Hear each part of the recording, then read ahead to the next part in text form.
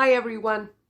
So I'm going to jump around on my life story, and I'm just going to talk about an astrology experience that I had. I will tell you about the haunted house I grew up in, the aliens I saw, the different levels of spirit, from ones that were like humans to ones that were masters. I'm going to tell you all of that. I'm just guided right now to whatever memory I have and inspiration I feel will connect with someone out there who's wanting to find this today.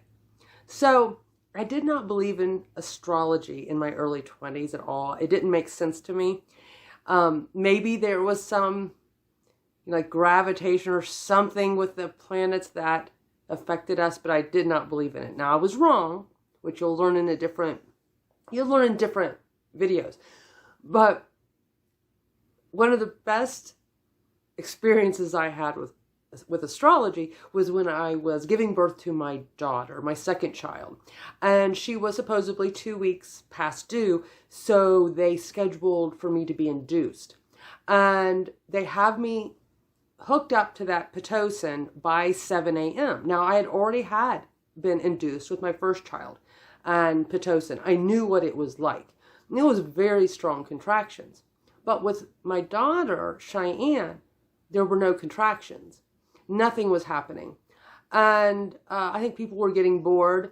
My mom was there with my son a lot. My husband was there, and nothing was happening. And at some point, after they're trying to break my water 2 or 3 times, and it was very, very painful. Also, her head was lodged way, way up underneath my rib cage, and they're saying, she's 2 weeks overdue. I was scared for different reasons, but the main one was me wondering if I was making a poor decision. This is my baby girl. What if she's not ready to come in? I should not force this. No one should be forcing this.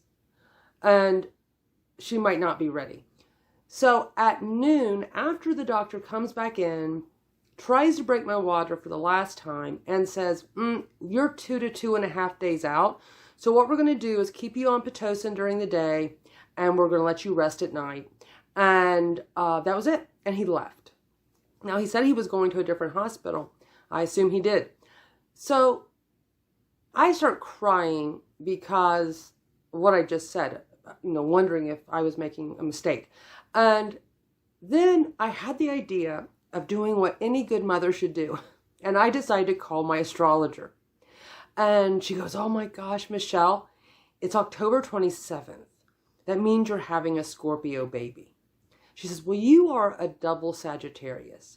If that girl is born right now, she's going to be a double Scorpio. And the two of you will not get along. She said, at 4 p.m. today, the moon moves into Sagittarius. That baby is not going to be born until after 4 p.m. today.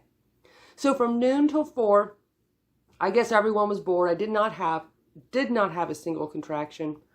Absolutely was confused. My baby stayed underneath my rib cage, her head. And the last thing that happened was about 3:55. A technician came in to do a sonogram, trying to figure out what was going on. And the second she left, like I watch her go out with her tray, and the second she's out the door, it's 4 p.m. on the nose, and no one's in the room but me. My water breaks on its own.